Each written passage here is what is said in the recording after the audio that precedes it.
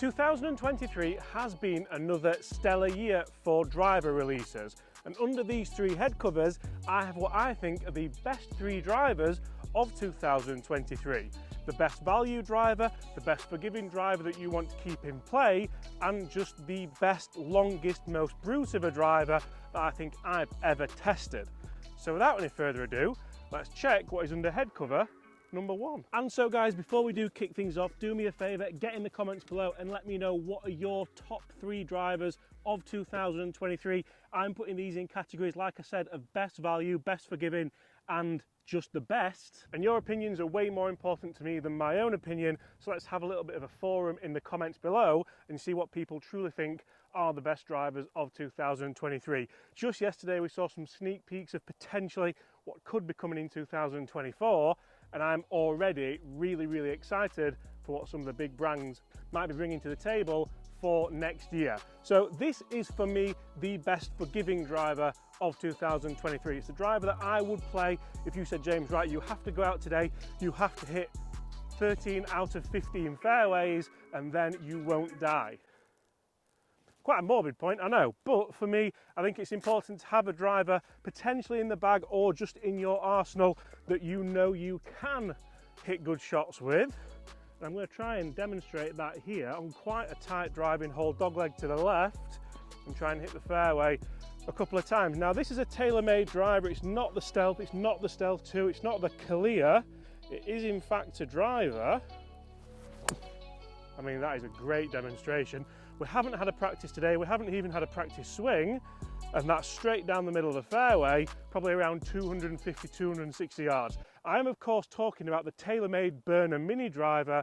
Now, I have this unfathomed love for mini drivers. I don't know what it is, I don't know where it came from, but it's there.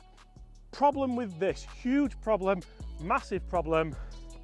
I'm going to address it again. Chris lent this driver to Dave, and look what he did to it. Dave, I know you think I keep bringing it up, but yeah, they're not very sky resistant, unfortunately, these drivers, but apart from that, it's jam-packed full of technology. I love the fact that they made it so you can change the heavyweight and the lightweight to change CG. That's not something we have seen on mini drivers before, so that was a little bit of a game changer for me. We obviously have the speed pocket there, we have changeable loft as well. This is the 13.5 degree, I have that set in lower. Ideally, I think I would go for the 11.5 degree because it's that forgiving. I feel like I can probably get it out there a bit longer. It does feature twist face, it has that ZA face, and it obviously features that gorgeous carbon crown.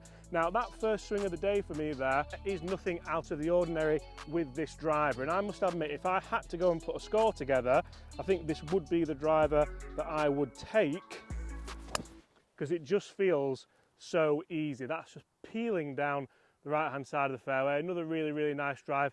Didn't feel like the best swing I've ever put on a golf ball, but I don't feel like it has to be with this club. Negatives with this, you're obviously going to be lacking in club head speed because of the shorter shaft. You're going to be lacking in ball speed because you're lacking in club head speed, and it's also going to launch that little bit higher because of the excessive loft and a slightly smaller head. It's almost like an oversized 3-wood, but I really like that in this driver, and potentially, I don't know why I never put these in the bag. I think it is probably down to the fact that you do lose a bit of ball speed, you gain a bit of spin rate, and you ultimately lose a bit of distance. But what's a bit of distance when you're hitting drives like this? And that is 3 straight down the middle of this second fairway. They're probably quite long as well. I'm interested to see how far down they are compared to some of the other drivers we are going to show you in today's video. So that for me is the best forgiving driver, the best driver if you want to hit fairways. What about the best value driver? The best driver where if you want to save a bit of money, but you don't want to scrimp on technology, you want to have the adjustability, you want to have the premium shaft, the premium components, you want to have the carbon top, you want to have everything. And this is quite interesting because this may be a brand that you've not heard too much of, and it certainly may be a brand that surprises you, would make it into any of my top 5 or top 3 drivers. The best value driver I think money can buy, and this doesn't necessarily mean the cheapest. A lot of people think good value means cheap, means budget. It doesn't mean that.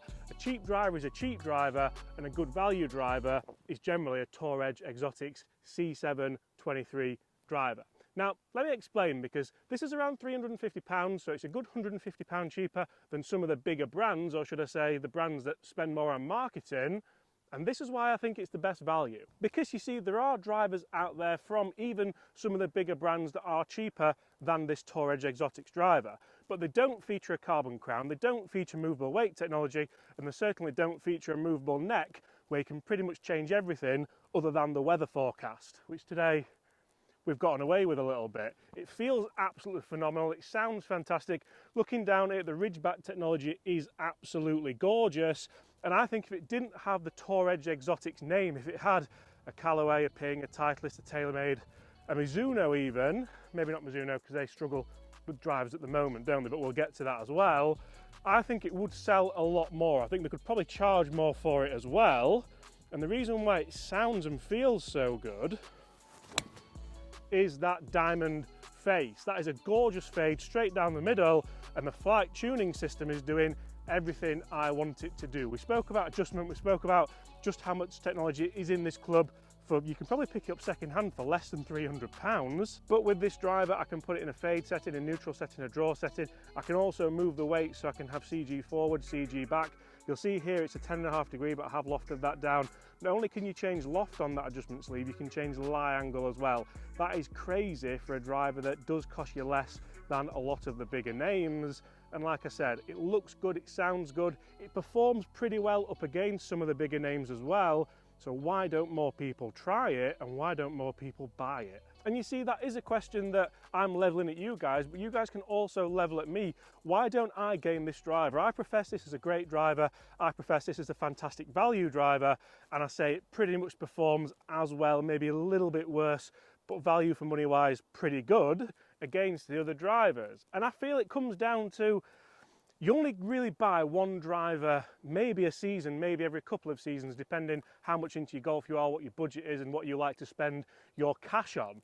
A lot of people will buy a driver every 3 years, every 4 years. Are you going to buy a driver that you don't really know the name of, you don't really see in many people's bags, or are you going to go with, you know what, I see loads of Volkswagen Transporters on the road, so they have to be good or people wouldn't keep buying them. So when I buy my van, I'm going to buy the Transporter. I don't know, for me that makes sense. It might not make sense to you, especially in the States, but that just feels absolutely gorgeous. Right, we've spoken about the most forgiving driver for me personally, we've spoken about the best value driver for me personally. Now what do we think is the Brute? What do we think is the best driver of 2023 past everything? It's obviously this.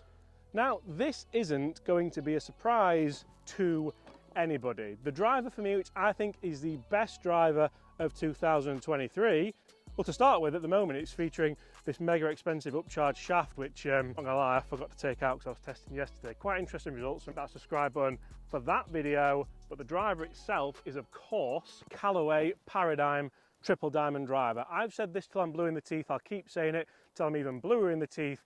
This thing is an absolute beast. The ball speeds that you can see with this are astronomical, and I really enjoy not only playing with this on the golf course. It's not the most forgiving driver, but I do start to see longer drives on mishits because you get kind of a low spin dipper. I played at Paynes Valley a couple of weeks ago with this and hit lots of fairways. Didn't necessarily strike it great, but because it was a low dipper and the fairways were running, it was going a long way. So quite happy with that. Like I said, the shaft is a little bit of a trial at the moment, but really good driver. I'm worried for Callaway personally because I don't know where they're going to go next. For me, this has been phenomenal. Usually in Callaway's lineup, next year would be a non-adjustment year. So you think of the Maverick, you think of the Rogue, you think of all these drivers that didn't have the adjustability. That would be a nightmare for Callaway to do for me because this was so good. You don't want people not trying this, not getting fitted into this. You want them going for this and going, you know what, this is phenomenal.